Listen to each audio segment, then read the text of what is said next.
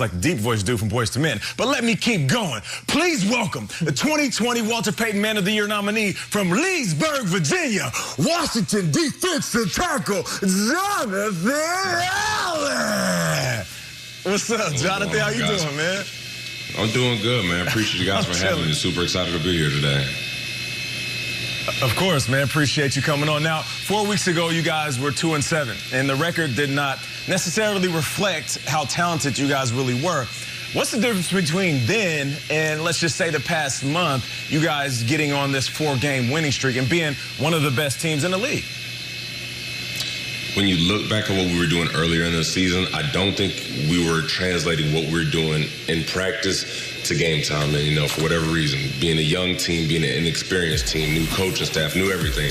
But these last 4 games, we really put it together. We've been playing good complementary football. You're seeing the defense try to take it a step level up, and that includes what we're doing on the practice, our routines, and just everything from on to being off the field. So I really think you're seeing the combination of a lot of hard work from previous weeks starting to translate to games on Sunday. We're watching the highlights now, and there's so much talent on that defensive line. And coming into this season, it was already yourself and Payne and Ioannidis and Sweat. And then you add number 99, the 2nd overall pick in the entire draft. We're watching him, and it looks like he's growing up before our very eyes, but he already might be a grown man. Just tell us about Chase Young and what it's like lining up against that guy, the Predator, who is having quite a rookie campaign.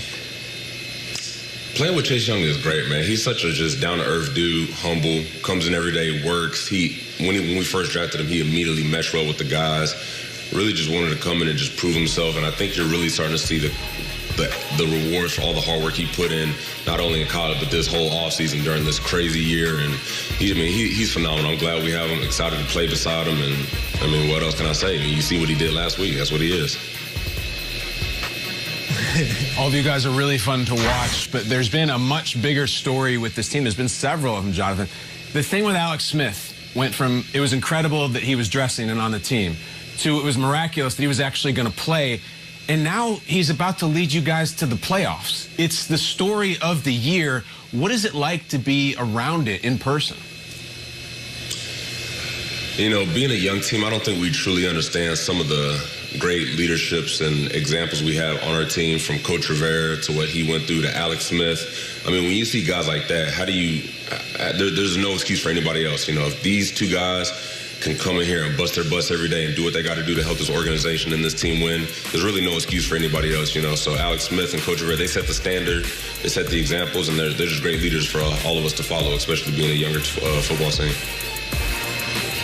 Yeah, your head coach is near and dear to all of our hearts. Always rooting for him. He's impossible to not root for. So I wanted to ask you, everyone talks about this culture change that's happening, that happened when Ron Rivera got there.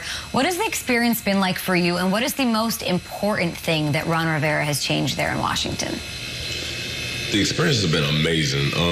Whenever I'm talking to my family, I always tell them that it reminds me a lot of Alabama, about his no-nonsense culture, just down-to-earth, just hard work, blue-collar mentality, and I love it. I mean, Coach Rivera is the type of coach that I played for all my life, from high school to college, and now being able to experience in the NFL, I really think you're starting to see the team buy in and understand the culture that he wants to build here in Washington. So, I mean, we've definitely had some up and downs this season, but I think you're starting to see us kind of starting to put things together. Jonathan, you mentioned earlier that you're the Walter Payton Man of the Year nominee for the Washington football team. This is a true, really the honor of the league. And Ron Rivera played with Walter Payton, so there is a connection there. And I know what work you do with the Sasha Bruce youth work. Can you let the audience know the work that you do off the field and why that organization is so close to your heart? Yeah, so with the Sasha Bruce Youth Work, they're pretty much a runaway homeless shelter for children in D.C. So I spent a little time in the foster care system growing up. So me and my wife, we really wanted to find a way to give back to the community that was meaningful and impactful in our lives.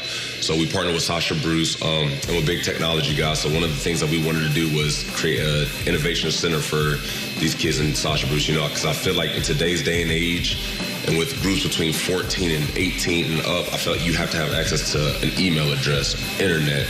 I mean, it's almost impossible to function in this world without those things. So I just wanted to give those kids something that I had growing up that really was meaningful in my life, and it's impactful in theirs to help them better themselves moving forward. So we started off, we did our Innovation Center, and every year, man, we've just been growing ever since. So it's truly a blessing to be able to give to those kids and that foundation. And I'm super excited about the money that we're going to be raised from with this Walter Payton Man of the Year nomination. Jonathan, real quickly, did you say you grew up in the foster care system? You spent some time in it? Yes, I did, yeah. Okay, I'm going to make an executive decision right now. I was supposed to ask you about Russell Wilson, but I feel like just having this opportunity right now to ask you about that, I think it's more important. You know, there's a lot of kids that are in the same position you once were. So one, what was that like growing up in the foster care system? And what would you like to say to kids that they feel like there isn't any hope because they are maybe in a situation that looks bleak? Yeah, no, it was definitely tough. I thank God that I had my older brother. He was 7 years older than me. I went through it with him, so he definitely made it a lot easier for me. But not everybody in the foster care system really has that older brother or figure to look up to. And there's kind of a couple things I would say to kids going through it right now is try to find somebody you can trust. And I feel like that's the hardest thing when you're going through it, is to trust people. You know, most of these kids have been hurt in the past. They don't know who to trust. And normally they just shut people out and become angry and resent people. And that's totally understandable. But I would try to find that one person you connect to and really use them as an outlet. And also, don't let this define you. You know, these are definitely tough times. And there's really nothing I can say to make it better, but just having that hope to know that things will get better, and don't let this define you. You define yourself through your actions and your character would probably be my biggest advice. Jonathan, that was awesome. I appreciate you answering that question. I appreciate your honesty and transparency. And thank you so much for joining us. And you know what? There's no better story than the Washington football team. And we've been big fans of your team and that defensive line all season long, and can't wait to see what you guys do the rest of the season. Thank you. I appreciate it. Of course. Jonathan Allen waking up, inspiring us on Good Morning Football. Let's talk Aaron Rodgers.